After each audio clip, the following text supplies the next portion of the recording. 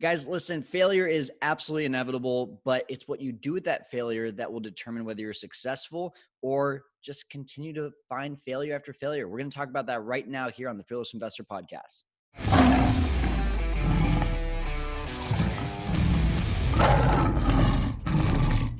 Hey, welcome into the Fearless Investor Podcast. You're listening to me, Kyle Stanley. This is a really special episode because it's actually one that was recorded on my good friend Travis Chappell's podcast, which you got to go check out. It's the Build Your Network podcast. Love that one. Travis is a friend of mine. I'm in a mastermind with him, and we're actually going to Costa Rica this year, as long as COVID allows it, right?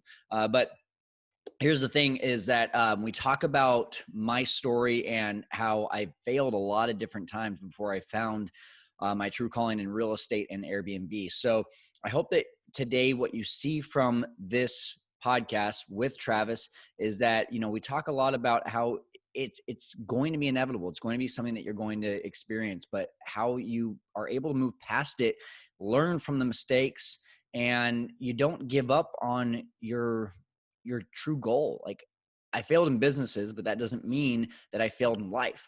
And so not making that your identity, that's one thing that we're talking about. But before we jump into it, have you downloaded our Airbnb Kickstart Mastermind, or sorry, Kickstart course? Used to be called the Kickstart Mastermind. Now it's the Kickstart course. Lots of great success right now. One of our most recent students was struggling to find an arbitrage deal through Airbnb. He was emailing a lot of people, not getting much response. Then he downloaded the course and he got his first arbitrage property within a week because he learned how to talk to landlords. He learned the script that I use, and you get so many different things in this course, and it's all right there on our website, fearlesskyle.com. Go to the Airbnb tab and you will see the Kickstart course is right there. You can see testimonials, you can see descriptions of the course, and you can see everything you need to know in order to decide, is this going to be the one thing that helps you to be able to propel your business, your start in Airbnb, and turn it into an almost completely passive six-figure income like I did in under 6 months. So without further ado, though, let's get to the podcast with Travis Chappell here on the Fearless Investor Podcast. Hey, what's going on, everybody? Welcome back to another episode of Build Your Network. Today, I have the privilege of sitting down with my buddy, Kyle Stanley. Kyle is a real estate and Airbnb professional out in Fresno, California. In just under 16 months, he's accumulated 22 Airbnb listings, and this business gives him the freedom to live life on his own terms, travel, and focus on the important things. He's also passionate about teaching others how to build their very own Airbnb portfolios. It's going to be a really great conversation, guys. Can't wait to get into some of these things. First, if you're listening to this right now and you are a podcaster or a content creator in any sense, and you like the guest lineup that I'm able to get here on my show, and you would like a similar guest lineup for your show, then head over to guestio.com. It is my completely free software platform that we built out in order to connect high-level guests with high-level content creators. It's a pay-to-play marketplace. So if you're going to go check out some of those high-level people over there, I'm talking household names, people like Manny Pacquiao and the like. If you go over there and you try to book some people, just understand that you're going to have to pay for it, but that's part of the pay-to-play option there for the software. So that's guestio.com to book high-level guests for your show. Kyle, what's up, bro? Thanks so much for joining me. Travis, thanks, man. This is a pretty cool honor. I mean, you and I have kind of become friends, but going back to the start, I've been a huge fan of the podcast, so excited to be on it. Yeah, bro. It's been a little while now, actually. It's been like over a year that we've known each other. So I've been looking forward to getting you back or getting you on the show. And for those people listening, you might hear a few people like Kyle in past episodes and in coming episodes that were all a part of my Cool People, Cool Places mastermind that took place at the beginning of 2019. And COVID put a wrench in some of the plans that we had. But other than that, I was really, really happy with all the people that were a part of that. And Kyle was one of those people. So I'm stoked to have you on and shed some light on some of the cool things that you're up to in the world. But first, before we do that, let's talk some context here, build a little bit of context for those listening. And let's go back in time. Talk to me what it was like being Kyle Stanley at, age 12, let's say. Talk to me first, family life, parents, stuff like that, but then also school, academics afterwards. Yeah, well, I was the goody two shoes. I was the guy that, had to make mom and dad proud, had to get the straight A's. And honest, I've just always been all about self-competition. And so I've always been very competitive with myself. So it really wasn't about anyone else besides just proving that I could do it. But at the same time, I was competitive with other people too. So when, like my mom told me at the age of 6 that she had perfect attendance from 3rd grade through college, I was like, well, I'm going to do it from kindergarten through high school. And I did it. Did you really? Yeah. And that's kind of one of the running jokes. Cool. That is impressive, man. It's kind of one of the running jokes, like, because my senior year when we graduated, they didn't tell me that I was going to get recognized for this achievement at graduation in front of like thousands of people. And so they start like explaining who's about to get this perfect attendance award. And I'm just like, oh crap, they're talking about me right now.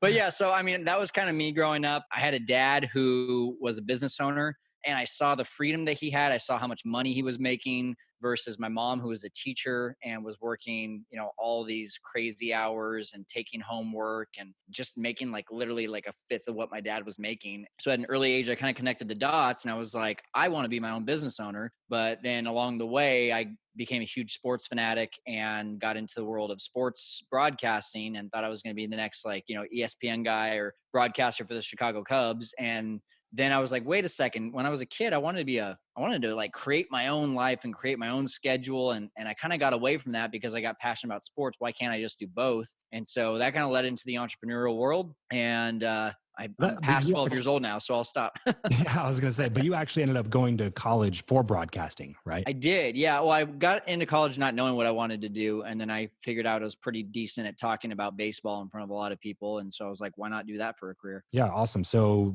and you actually did that as well, right? Like, so Yeah. you go to college, graduate, and then you took a job in sports broadcasting. Yeah. I was a local sports anchor for a little station in Grand Junction, Colorado, KKCO, making $19,000 my first year. Woo.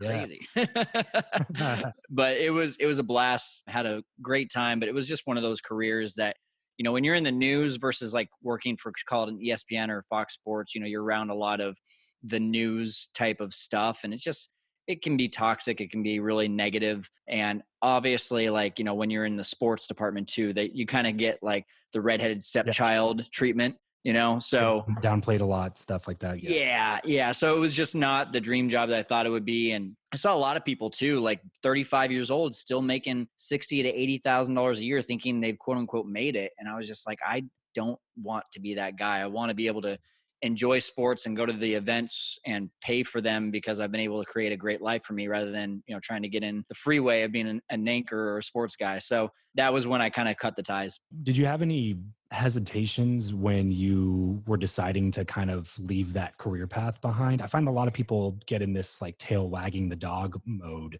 where they have this sunk cost fallacy that makes them believe they have to continue along this certain career path because that's what they spent a ton of money going to college for. That's what they're in debt for. So like, may as well just grind it out and make this thing work. Where it sounds like you fairly early on figured out pretty quickly, like, hey, this is not something that I want to continue to do. Did you have any sort of like inner voice telling you just stick with it? Or was it pretty simple for you to make the decision to, you know what, I'd rather do something I actually enjoy? It was simple for two reasons. One, I had started a side business while I was a sports anchor, making videos for high school athletes who wanted to go on to play in college. And I was making more doing that 10 hours a week than I was doing my full-time job 50 hours a week. And number two, it was just a lack of appreciation, being in a job where you're kind of like an umpire. Like if they don't tell you that you're doing anything wrong, then you're probably doing a great job. And for me, it was just like, I love to know that I'm appreciated, and I just didn't ever feel appreciated. And so I wanted to, if I couldn't feel appreciated, then I wanted to be able to create my own lifestyle and give myself a pat on the back, I guess you could say. So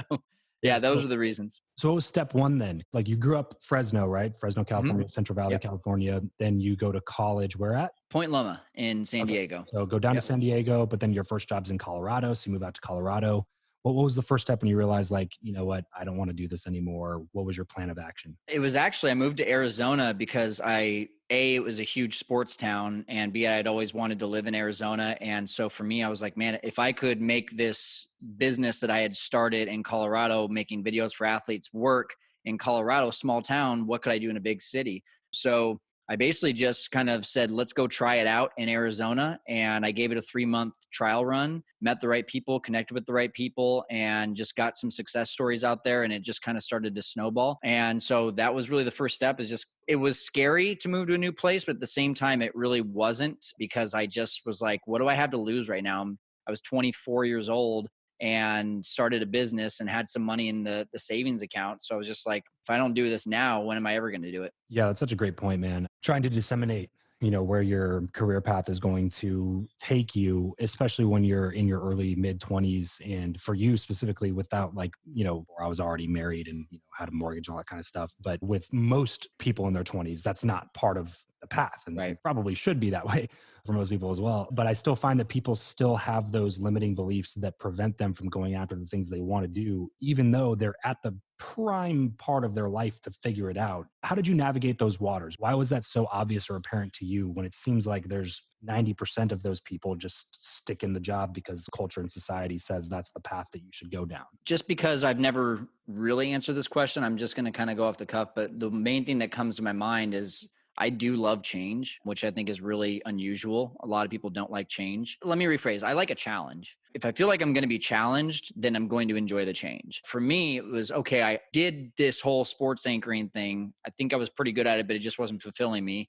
But I proved that I could do it in this, I could start this side business in the small town, doing it 10 hours a week and making a decent income. So now let's prove that I can go to a place where I've always wanted to live and actually do this thing in a place that I don't know anyone. I have one connection, and I'm just going to try to find that one connection can lead me to 250 people or 400 people or 500, however that was going to work. And I just wanted to prove that I could do that. Probably that was the big reason, is I just was so driven by a challenge. A lot of people don't ever take into account what the actual worst case scenario is and what position they would be in if the worst case scenario happened, and that it's probably not that bad. I think people just conflate the worst case scenario and make it seem like it's just this big thing that's going to end up destroying their lives or whatever. Right. When they're 23, you know what I mean? 24. Yeah. Well, it's like, I'll just keep grinding it out and hope that it goes well, because I don't want to end up one of those failed 24-year-olds living back in my mom's couch or whatever. And it's like, honestly, worst case scenario, that doesn't sound that bad. You go back, live with mom and dad for 6 months, build a little bit more money, and then go back out, try something again. If you're thinking these such short-term consequences, where the consequence is not that bad, but you think that it is. It's so funny because I'm thinking of two things right now. What you just described is literally how I now evaluate all my life decisions. If I'm okay with the worst case scenario, then let's go for it. Yeah. And I didn't really realize it then, but that was how I was deciding if I was going to do this. Okay, worst case scenario, I'm in Arizona for 3 months. It doesn't work. I got to live in a place I've always wanted to live. I have money saved in the bank, and I can always come back to this career of sports anchoring because now I have 2 years under my belt. That's not bad. Or like you said, go crash on mom and dad's couch while you try to save up some money. But it's funny because at one point when I actually started this other business in Arizona, I did start to get into financial trouble. At that point, it was like, okay, now I kind of saw the writing on the wall right around year 3, but I was so ego driven of I started a business and I left a career that everyone thought that I was going to succeed in. And I have to prove to everyone, not prove to myself, but prove to everyone else that I made the right decision of starting a business rather than following the sports anchoring path.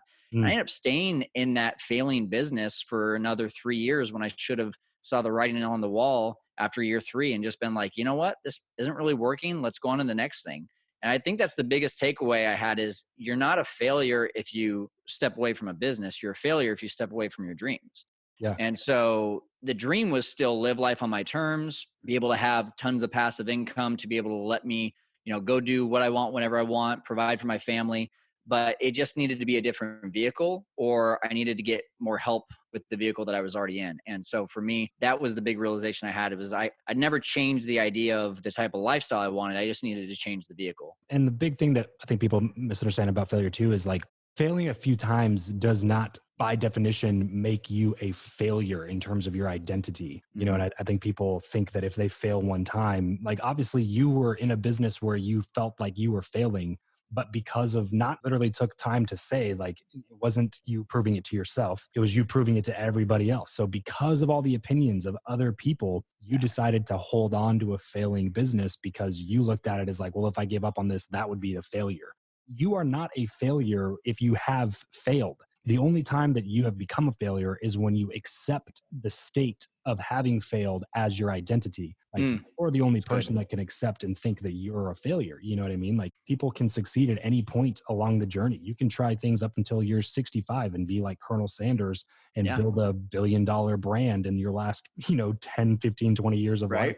You know what I mean? Like, you're only a failure once you've accepted that that's your identity and that's who you are. You are not a failure because you have failed. And most of the time, the opposite is true, because most of the time, people who have never failed have never tried anything that's difficult for them, which means Right. they've probably succeeded at being really mediocre, which is that success. You know, isn't that more of a failure than giving it a shot and knowing that you gave Yep. it your best, but you came up empty at the end of it? Like, isn't that a much better case scenario than not trying it at all and being afraid to ever take action on anything that, you think is going to make you happy or fulfilled? You know what I mean? Yeah, exactly. I think I had a conversation with the owner of Max Preps. You're familiar with Max Preps? Yep. Yeah. So the biggest high school athletic website in the world. His son went to my college. I connected with him. He kind of became a mentor of mine for a couple months. But there was one conversation we had where he was like, it took me 17 tries to like actually get to the thing that made me a millionaire. And that Mm. was Max Preps. And so he was like, I lost millions of dollars. I made horrible decisions leading up to it, but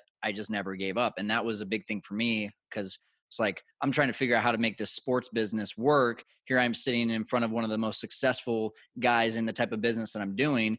And he's saying that maybe this isn't going to be it. Maybe it's going to be something else. You just have to keep on going. And so that was a big one for me when I realized, hey, you know what? Maybe it's not this business. Maybe it's going to be something else, but I just need to continue to work at what I want for my life.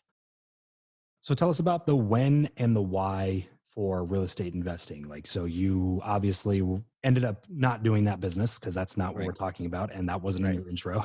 So talk to me about the timeline there and then why real estate investing. Yeah, well, to bridge the gap a little bit, when I had left the business that I was doing, I was also kind of dabbling in a multi-level marketing company with health and wellness. Then I kind of went all in on that. And for a year, I did well. I thought, for me, that was going to be it. But then my dad actually got sick and went into hospice in September of 2018. It was at home hospice. So I moved into my house with my parents in California to help him out. And really around that time, I was just like starting to realize that this thing that I thought I built in this multi-level marketing health and wellness company, it crumbled almost overnight because I wasn't giving it attention. And But I was residual just, income, bro. well, yeah. And so that's the thing, right? So they preach passive income, residual income. And, I'm going to be real honest. There's a lot of people that actually do get to that point, but there's way more that don't. And so I just started thinking to myself, there has to be something that truly is passive or almost passive that fits my skill set. And I knew what my skill set was. I knew that I was a numbers guy. I knew that I was a people person. I was a networker. I loved being able to connect other people. I loved giving people a job to be able to like fulfill and then get paid. And like, it was those things that I was like, I know how to do that. On a multi-level marketing thing, I'm not a great like rah, hey, you can do it, I believe in you. I'm more of a, hey, do the job or you're not going to get paid. Yeah, So right. that for me, when I started to think about that, I'm like, all right, I keep hearing about real estate and it's sad. At this point, I'm 31 years old and I never had heard the word passive income and real estate in the same sentence. Like I had heard passive income, but I hadn't heard real estate, but I just kept on thinking like, well, what if I look in this real estate thing? And so I get listening to podcasts like Bigger Pockets, Grant Cardone, all that kind of stuff. And Cardone, of course, he's entertaining to listen to. So I was listening to him for like 4 months thinking like, I got to get into apartments. And then I look at how much apartments cost in Fresno. I'm like, there's no way I can afford an apartment. But I just kept on educating myself. I think that's the big thing is I just knew somehow I needed to get into real estate. And so I just kept educating myself. I went to this seminar for a place called Fortune Builders. They started talking about fix and flips. And this was January of 2019 now. And I walked out of that seminar. I was like, this is it. This is what I'm supposed to be doing. Like, this is everything. It's raising money. It's hiring the people. It's project management. It's analyzing deals. I'm like, this is every single one of my strengths all in one. I need to give this a try. I said yes to real estate literally a day before I started a new sales job. And I didn't tell them that because I was like, all right, the sales thing is going to get me through until I actually like start making this thing in real estate work. And then my dad ends up passing away 10 days later. And so it was just one of those things that like all of these things were happening all at once that it was really tough to like keep my head on straight on a lot of stuff. But I just had this fierce desire to make real estate work. And so middle of February, get my first deal under contract to fix and flip it. And we make a small profit. That got the ball rolling and led me into fix and flips. I'm doing Airbnb is now my big expertise. We're doing subject to deals. I've done a few wholesales. It's been crazy just to see. And literally, what has it been? January 2019. Now we're at 20 months, basically, how much different my life is today versus when I said yes in January 2019. It was pretty crazy to look back on. Here's what I really like about your story, bro. And this is what I like about you in general is that you are an action taker. There's so many people that think about the same things that you're doing and they've had those same thoughts that you had. And I should try out this real estate thing, or I should, quit this job that's sucking my soul from me and move to a different state, or I should, try out this MLM for a little bit. I should learn more about personal development. I should get into sales. Like a lot of people have these thoughts, but never do anything about them. And I was talking with somebody the other day and they're asking me just kind of about general career advice or whatever. And I was just telling them taking action is one of the best things you can do, especially if like you're in one of those like anxious or depressed states where lack of action is just going to fuel the depressive state that you're in. It's really good to get out and go do things. Just take some action in a certain direction. And the best illustration that I have for this is like, imagine a guy in the middle of the ocean and gets dropped in the middle of the ocean, and the person drops him off, tells him like there's an island within swimming distance from you, but you can't see where it is. You have two options at that point. One, you can just tread water where you are and spin in circles and look around and try to theorize and think about which direction the island is in which case you'll probably just end up drowning because you never ended up going in a certain direction and you can't tread water forever, right? Or you can immediately take action in a certain direction. And then once you get the knowledge that that's not the path, that you picked the wrong direction, right, then you can turn around, swim back to where you started, and then start out in a different direction. The cool thing about that is that it guarantees a level of success at some point. The timeline is different. The timeline is going to be different for everybody. And that's what people see, these like 22-year-olds that happened by total chance and accident and luck to pick the right direction the first time. And they grow up and become a multimillionaire at 22 years old. They're like, oh man, I'm horrible at what I do because I'm 38 or 44 and I haven't found that thing yet or whatever, and it's just like, no, they just got lucky the first time and picked the right direction. And I'm not saying that success is due to luck, because obviously a lot of it's hard work and pushing past, and that's understood. What I am saying though, is that not enough people ever take the time to take action in certain directions to figure out, to cross that thing off your list. You know what I mean? Like you've gone through enough things now to be like, you know what, sports broadcasting, I thought that was going to be the direction, cross that off the list. I tried it. I didn't like it.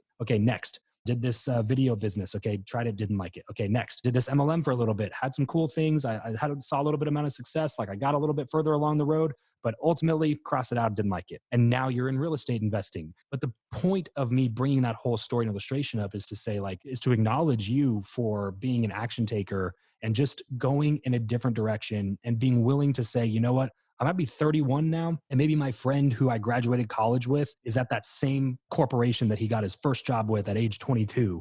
And now they're some, sort of corporate level, regional something or other, and get an 80K salary, and they drive the company car, and they're 31 years old, but they're in a soul-sucking job that they absolutely hate, but they just kept sticking with it. You know what I mean? Whereas you, when you were 30, 31, you're making this big transition, jumping into this industry. You had no idea how to navigate. But now here we are, a year and a half, almost 2 years later, of jumping into that new industry. And now you don't just have the experience that you've gotten in the last year and a half. Now you have from ages 20 to 30 of all the things that you tried, the broadcasting that helped with your communication skills, the MLM that helped with your maybe sales or personal development journey. Like you have all these other skill sets and things that can now start you off way further than you would have started anything else previously, because you constantly are taking action and heading in a certain direction. I just think that's highly underrated, bro. And I just want to take a second and acknowledge you for being willing to do those things. Thank you. And the first thing that's coming to mind right now is, if you haven't read the book, Chop Wood, Carry Water, you have to. It's by Joshua Metcalf. And there's this illustration that he has where basically think about your life goal and put it at the top of the highest building in the entire world. And now put a ladder that's the same height right to the top of that building. And now climb up that ladder. If let's say it takes you 65 years, this represents the career in which you're taking. You get to that top of that building and you realize you're on the wrong freaking building. Like, how depressing would that be? And I think the reason for that is people just don't know what they want their lifestyle to look like. And so if you know what you want your lifestyle to look like, you're going to know when you get into a career if it is matching what your lifestyle should look like. And so like I feel really bad for these people who go through like 15 years of med school and then, get in front of the surgery table and realize, "Oh my gosh, this has been the worst decision of my life because now I'm $250,000 in debt, probably more." And they had the wrong ladder on the wrong building because they weren't thinking about the life goal of what they wanted their lifestyle to look like. They were thinking about just the vehicle. What do I think I would be good at? Yeah. And that's And to not the think way to about think other about it. people. Oh yeah, absolutely. I think 100%. Like, I mean, what Gary Vee talks about all the time, like screw other people, do what you want to do. And like, that is really a big realization. And it's so simple, but it really is so true. And I mean, I could talk about that all day long because I'm not the flashy car guy or the flashy house guy, but all my friends are like, when are you going to buy your first like Corvette or Jaguar? I'm like, I don't really want that. I want to have money in the bank just in case like stuff happens anyway. So, but my point there is like, I think that people just don't stop and think about, will this career actually get me to where I want to go in life versus, hey, do I think it'd be good at this career? So I would definitely recommend that book though. Yeah, I love that, man. And we could talk about that for another like hour. So I want to take a Yeah. second and make this focus the attention back on you and your story specifically. So, okay, you start in real estate investing, doing some flips and stuff like that. When I first met you, I think your name, your Instagram handle, your brand was the Fearless Flipper. Is that right? Fearless flipping. Yeah. And so now you've changed that to the Fearless Investor, Yep. and you've turned your specialty into more Airbnb style things. So talk to me about the transition from going to like focusing on flipping, which is obviously what Fortune Builders really pushes most of their students Right. to, and then going from flipping into doing Airbnb, and then give us a few of those like top tips that you'd give to people if they're listening and thinking like, oh, that sounds like an intriguing business. I might want to do that. Yeah. Well, it's funny. I started Airbnb in 2015, not even knowing I was doing some sort of real estate. House hacking is the technical term for that. But I was just really doing a room out of my house and it was helping me pay for my mortgage. And like 3 years into it is when I said yes to real estate. And I was like, hey, you know what? Like, I guess I've been kind of in real estate for a while, but it kind of like peeled back the page a little bit and made me kind of think, what else can I do with Airbnb rather than just rent a room out of my house? So one weekend I went out of town and I said, let's just throw the entire house up on Airbnb. Let's put some astronomical number out there. Fresno, California, who's going to want this? I'll put it out for $120 a night. No one's going to book that. It booked all 3 nights. I made $450 with the cleaning fee for 3 nights when I was on vacation. And I was like, that's passive income. That is literally like what I've been searching for. How do I do that again? And so I just got into education. This is April 2019. I get into education. I start buying these courses. I get a mentor. And before I know it, I've got my first quote unquote, what's called arbitrage in Airbnb, where I just basically rent it out and then I sublease it on Airbnb with the permission of the landlord, making $1,000 a month, close to it, on a 1-bedroom, 1-bath apartment here in Fresno. And I was like, okay, if I can do that with a 1-bedroom, 1-bath, I can do that with 3-bedroom, 2-bath. I can do that with anything. So in 5 months, we went from our best month being $1,000 to 5 months later, we were grossing $15,500 with 6 different properties. Now, fast forward to today, it's been 16 months. We're at 22 properties. This month, we should gross right around $50,000. We'll probably net close to 18 to 20,000 of that. And the thing I love about it is that I have amazing teammates that I get to hire for these jobs. My assistant just texted me last night saying, hey, if I haven't said it in a while, I just want you to know this has been such a life-changing job for me. I love it. I hope you see I'm treating it like it's my own business. And it's stuff like that that really makes me happy to be able to be a part of this, but it's also just completely systematizable. And so we're growing at a rapid rate right now. We've added another 12 listings in the last 3 months. So we're really busy right now. But once those listings are all up and going, it's really just a plug and play system that allows me to just keep on adding, make sure we have enough cleaners, make sure we have enough repairmen, make sure we have enough VAs to handle all this. And as long as we have enough, then it's just get a new listing, plug it into the system, get a new listing, plug it into the system, add cash flow, add cash flow, add cash flow. And so it's been just amazing. And I kind of like pinch myself every once in a while because I'm like, is this really like as good as it is? And it is. So it's been amazing, man. What's the biggest risk for you in doing those things? Because obviously you don't own the property or anything like that, and you're still on the hook for the lease payment, I'm assuming. And Mhm. especially with some like a big thing like COVID that happened where travel was extremely limited for a little while.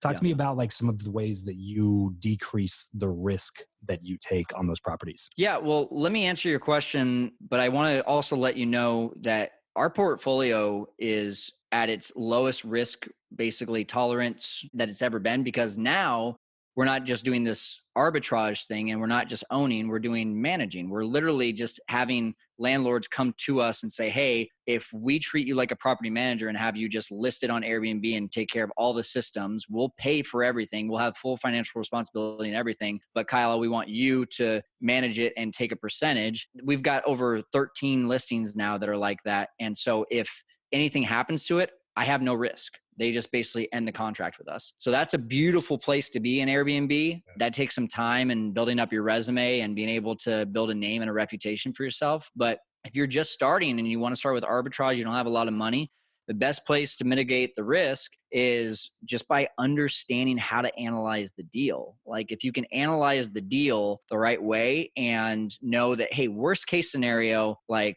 if I'm only 50% booked on this thing, then here's what I'm going to make. Oh, okay, cool. I'm still making money and you're doing that deal right. You're analyzing that correctly. Then by all means, you're in a great place. The great thing about that too, like the highest risk that you take is you buy the furniture, which let's just say for a 1 bedroom, 1 bath, you're out $3,000 to $5,000. And then you do it for 3 or 4 months. You've paid $1,000 a month and you're not making any money. Okay. So you've just lost $10,000 to test out a brand new business. How many businesses only cost $10,000 that could eventually pay you 6 figures passively? The reward is just so much higher than the risk to me. Not to mention that you can actually raise the money and have an investor in the deal to make sure that if you have no money, then you once again put the risk on someone else. I mean, there's just so many different ways to be able to make this a risk-free business. Yeah. And obviously, one of those ways would be to hire somebody like you, right? To make sure that you're taking all the proper steps and setting up the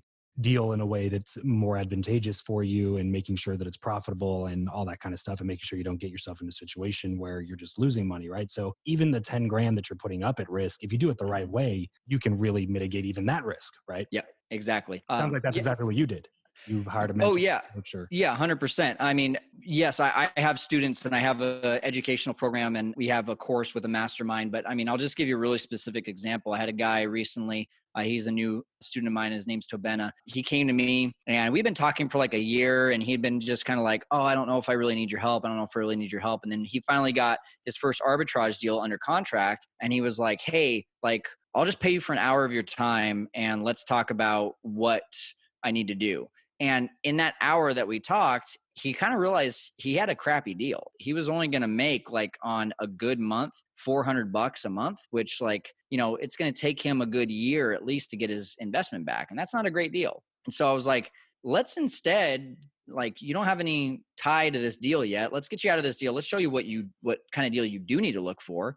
And 2 days later, he's calling me up. He's like, holy cow, I got one under contract. We're doing this thing. Like it met the specs of everything that we had laid out. And now we're just taking them through the process of how they get that all set up. But I think that's the big thing is like, if you try to do this on your own, you might make some mistakes. He might've made a mistake that, wasn't necessarily going to lose him any money, could have, but it was going to take him a long time to actually make a profit versus just talking to me for even an hour. He figured out what he needed to be looking for. And I think that's the absolute toughest thing about doing Airbnb and getting started is knowing what you're going to make, how to analyze the deal properly. If you can do that, then you're in a much better position than most people. Yeah, I love that, man. So if people do want to get in touch with you, if somebody's listening to this and they're like, you know what, I've been looking for a good side hustle. This seems like a really great fit for me. I want to learn more about real estate and I want to do it in a way that I don't have to like purchase the properties first. I want to start analyzing deals, all that kind of stuff. What would be the best way for them to get in contact with you? Yeah, I mean, just going over to our website, first of all, fearlesskyle.com. There's a few things you can find there. First of all, I got a podcast and YouTube channel called The Fearless Investor. It's all right there. But on the homepage at fearlesskyle.com, you have a Airbnb profit calculator right there on the homepage. All you have to do is put in your name and email, and it's going to be emailed right to you. It shows you exactly how to analyze the deal, use the calculator so that you can know if you have an Airbnb deal or an Airbnb dud. That is a great place to start. You can also go to fearlesskyle.com/Airbnb host. That is a step-by-step how you should get into Airbnb if you want to get started. And if you want to look at becoming a student of mine, there's an application right there at the end. But honestly, even just following me on Instagram, I love connecting with people. I always answer people who actually try to start a legitimate conversation on DM. Don't just say hi. Say, hey, what's up? I heard you on the Build Your Network podcast, and I will love to connect with you guys. It's just at Fearless Kyle on Instagram. Sweet, man. I'd be remiss if I didn't ask you this last question before we move into the last segment, because it's the one I ask every guest. I'm sure you know what's coming. Do you believe, Kyle, that who you know or what you know is more important? Definitely who. I just think that 100% of the deals that I've done here in the last 3 months have been because of who I know before what I know. I definitely think that you build this reputation off of what you know, but you have the power to be able to build your business because of who you know and what they know about you. Cool, man. I figured that was going to be your answer. I know that we've probably had private discussions about that kind of stuff. So let's go move into the last segment here, bro. Just the random round. A few quick random questions, random answers. Ready? Let's do it. What profession other than your own do you think that'd be fun to attempt? Well, the one that I never got a chance to do, be a play-by-play broadcaster for a Major League Baseball team. If you could sit on a park bench with someone, past or present, and chat for an hour, who'd it be? Ed Milet. How do you like to consume content? Books, audiobooks, blogs, podcasts, videos? Audiobooks and podcasts. Cool. Give us an audiobook you listened to recently you recommend. Oh, what was the one I just listened to? It was Dan Crenshaw. There you go. Yeah. Fortitude. Yeah, that one was good. That was really good. Give us a glimpse of your morning routine. Wake up, read the date of my Jesus Calling book, listen to usually a faith-based podcast, and then get in the day, make some breakfast, check my notifications. What is your go-to pump-up song? Oh, Hurricane by I Prevail. What is something that you were just not very good at? Patience. So naturally got into real estate. Yeah, right.